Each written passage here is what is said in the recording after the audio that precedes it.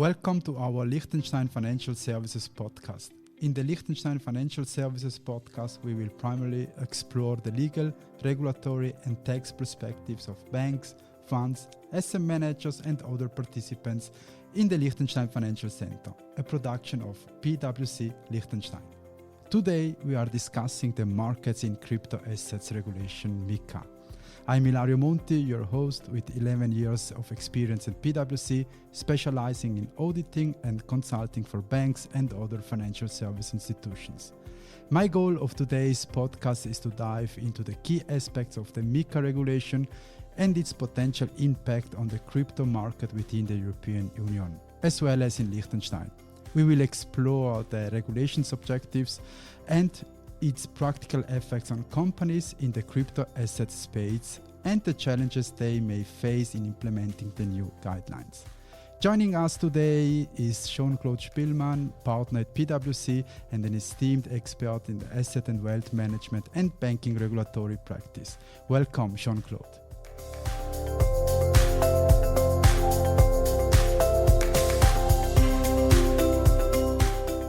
Jean-Claude, can you tell us a bit about yourself and your connection to Liechtenstein? Yes, with pleasure, of course. As a regulatory lawyer, I'm supporting clients in the structuring and ongoing lifecycle management of their institutes and their products. And I do not only support traditional banking and asset management clients, but am since many years also deeply involved in the fintech and the digital assets and crypto space, both in the traditional and also the fintech, digital assets and crypto space. Liechtenstein has always been of particular interest for my clients as it is close to Switzerland and due to being a member of the European Economic Area offers a direct market access to the EU. In addition, and that leads us then to today's topic, Liechtenstein has proven to be an innovative country when it comes to the regulation in the blockchain and crypto area. These and other reasons resulted in a significant number of clients which we have supported in establishing their businesses and products in Liechtenstein. Thank you, Jean-Claude. Let's start with a discussion about the markets in crypto assets regulation. What are the main objectives of the MiCA regulation and how could it impact the crypto market in the EU in the long term? So the MiCA regulation aims to create a comprehensive regulatory framework for crypto assets within the EU. It's important to understand that it shall regulate crypto assets that are not yet subject to other regulations in the EU. So MiCA tries to create legal certainty by establishing a uniform legal framework. So MiCA aims to provide clarity, consistency across the EU, reducing regulatory fragmentation. And that's what was really an issue in the past because you had different regulations in all the different countries. And so a market participant that wanted to serve multiple countries, for them it was difficult to then get clarity on all the different countries, how they need to set up, to comply with the local regulations. And I think this will be much easier with the MiCA, with this universe framework. Then it shall also protect investors and consumers. So the regulation seeks to safeguard investors and consumers' interest from risk associated with crypto assets, such as, for example, fraud or market manipulation. Then MiCA has also the aim to promote innovation. So it shall in the future encourage the development and the use of distributed ledger technology and blockchain and fostering innovation in the financial sector. I think there we see probably a bit of a tension between this goal and also then the creation of legal certainty and in particular also to increase the level of regulation, the level of requirements. Because, of course, the higher entry barrier that FINMA provides is also a bit of a hinderer for the innovation. But we will see how this will develop in the future. And then, as a fourth point, can mention that MiCA also wants to ensure financial stability. That relates in particular to the stablecoin regulation within crypto, covering on one hand e-money tokens, but also then the asset referenced tokens. There it should then mitigate potential risks these tokens could pose for the financial system and the stability of the system. So in the long term, MiCA should significantly impact the EU crypto market by enhancing investor confidence, attracting institutional investments, and fostering a more stable and transparent market environment. This could lead to an increased adoption of crypto assets and blockchain technology across various sectors. Okay. And what do you see as the practical effects of MiCA on companies operating in the crypto asset space, especially in terms of compliance and regulatory requirements? Yeah, for companies operating in the crypto asset space, MiCA introduces a lot of new requirements, which are a bit similar to what we know from regulation of the traditional financial sectors.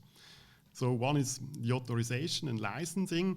Companies will need to obtain an authorization to operate as so-called crypto asset service providers, or CASPs. This includes many requirements to get the license and then also to maintain the license. For example, starting with capital requirements, then you have to have a certain governance, internal organization, controls, and one of the topics is certainly also then the digital operational resilience. There we have in the EU the DORA, this Digital Operational Resilience Act. This also is something that CASPs need to comply with. Then they need to have ICT risk management, incident reporting, and so on. So quite a lot of requirements they need to fulfill. Then we have also market abuse prevention rules in the MiCA. Also something we know very well in the area of financial instruments. Now this is also implemented for digital assets that have not been subject to these regulations before. So that includes also then enhanced transparency requirements, clear marketing rules, risk warnings, disclosures, and so on. Interesting. Could you please speak also about the specific challenges might crypto companies face when implementing the MiCA guidelines, and how can they best address them? Yeah, implementing the MiCA regulation presents, of course, also challenges for the crypto companies. On one hand, there is a very high regulatory complexity.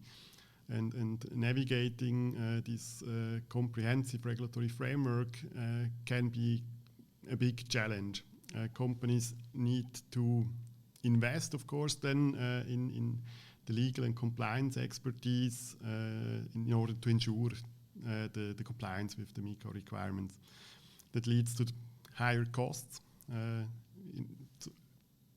Costs when you start the activities, but then also costs in maintaining compliance with the respective requirements. It also needs to operational adjustments.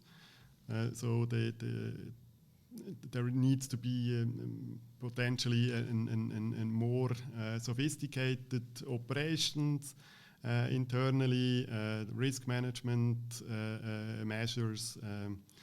For example, these market abuse detection systems that we mentioned before. And certain players, they might also need to adapt their business models. And that's not only relating to companies, CASPs in the EU and the EEA, but also, for example, and that's also interesting for Switzerland, our Swiss crypto asset service providers that want access to the European market, they also might consider then setting up structures in the EU or the EEA in order to access the markets. And so it's also important for them to do the respective changes to their operating models.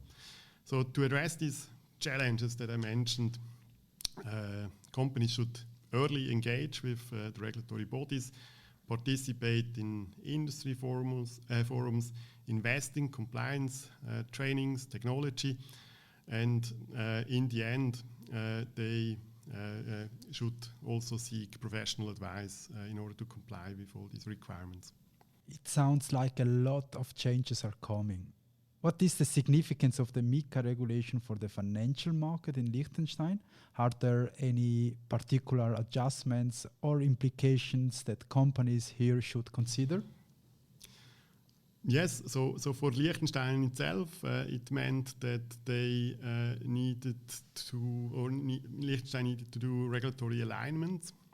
In MiCA we had this so-called Blockchain Act, the TVTG in German, and this had to be adapted to MiCA. Some of the provisions of the TVTG could be deleted because they were redundant with MiCA, but there are still provisions, for example, in the area of civil law that will remain, and so the whole framework had to be adapted to the MiCA regulation.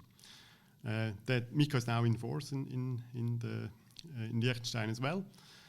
So these regulatory changes have been done, but now, of course, the market participants need to comply with the standards. It provides also opportunities for the service providers because they can now passport the license from Liechtenstein into the European Union. For Liechtenstein, it means also that additional business could be attracted because Liechtenstein could serve as a hub to the European market. And so I think it offers significant opportunities for Liechtenstein.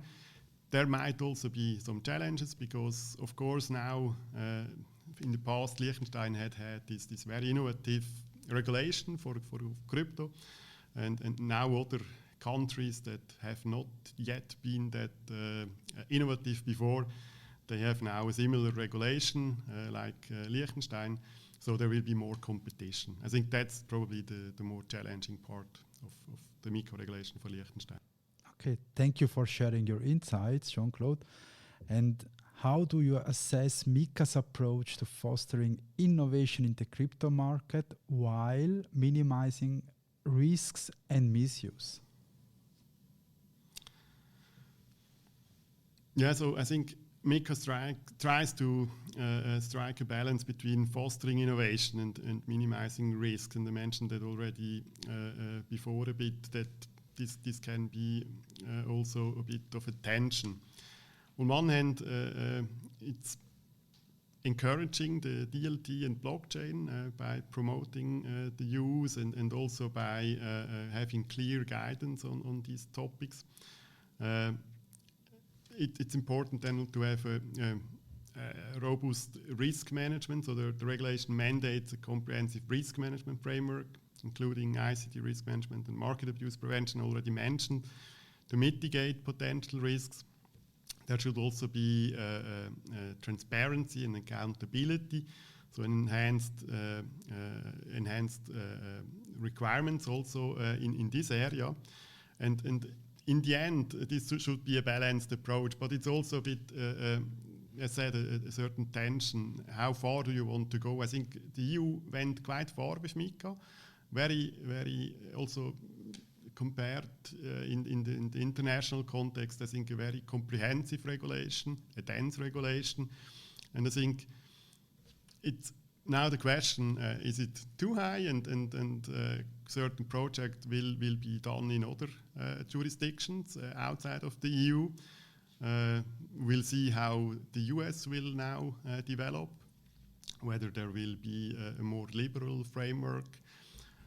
So I think in the end it's a bit also competition because EU internationally stands in competition with the US, with other smaller jurisdictions, with Asia. And I think it's a bold decision to implement a framework like MiCA from the EU. But on the other hand, it could also mean that because there is legal certainty in the EU, this is fostering the innovation. And regarding this point, before we wrap up, what opportunities do you see in the MiCA regulation for the future development of the crypto market, both within the EU and globally? Yeah, I think overall it's a question whether MiCA could set the standard for the whole crypto industry, and whether this high level of regulation could then also increase the investor confidence, attract new investors into this field, in particular in the institutional area, and whether this will then also lead to additional business in the EU. Jean-Claude, thank you for sharing this insight with us today. To conclude, the MiCA regulation marks a pivotal step in the evolution of the crypto market, offering both opportunities and challenges. By creating a clear regulatory framework, MiCA aims to enhance investor confidence, foster innovation, and ensure financial stability within the EU and beyond. As the market adapts to these changes, the future of crypto assets looks promising, with potential for growth, innovation, and global influence. We look forward to seeing how MiCA shapes the landscape in the years to come. Yes, absolutely. So thank you very much for having me, and it was a pleasure to discuss this important topic, important I think for the EU, but also for Liechtenstein with you. Thank you, Jean-Claude. From this basis, we will dive into new topics such as legal, regulatory, or other topics in future episodes, so stay tuned for our upcoming episodes. In the meantime, contact us for a personal exchange how Liechtenstein can fit into your agenda.